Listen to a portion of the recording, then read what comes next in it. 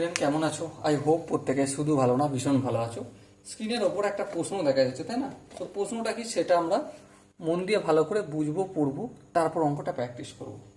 কি বলেছে দেখো, বলেছে যে আমাদের বলেছে under root of 1 - sin² 10 degree, তারপর রুটের বাইরে ইনটু cosec 80 ডিগ্রি এর ভ্যালুটা কত।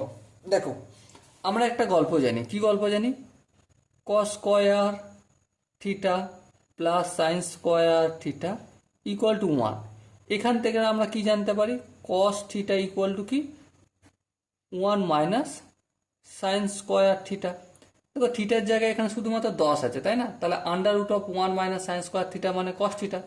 তাহলে সেম এখানে লিখতে পারি এটা কস 10 ডিগ্রি।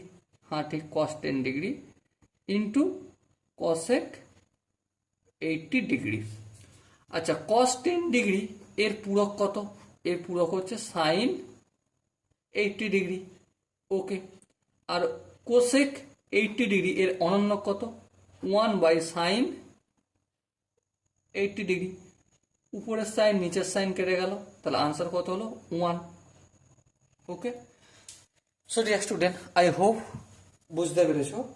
বুঝতে না পারার একটাই জায়গা, সেটা হচ্ছে কস 10 ডিগ্রি থেকে আমি সাইন 80 ডিগ্রি নিলাম কি করে। এটা পূরকের কনসেপ্ট কাজে লাগিয়েছি।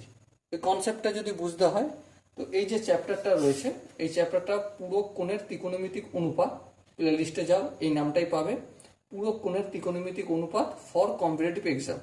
তো তার যে ফার্স্ট ভিডিও রয়েছে ইন্ট্রোডাকশন পার্ট, সেটা দেখে নিলে ভালোভাবে ক্লিয়ার হয়ে যাবে। ওকে, সো দেখা হচ্ছে পরবর্তী সেশনে। ততক্ষণ পর্যন্ত ভালো থেকো, সুস্থ থেকো এবং জয় হিন্দ।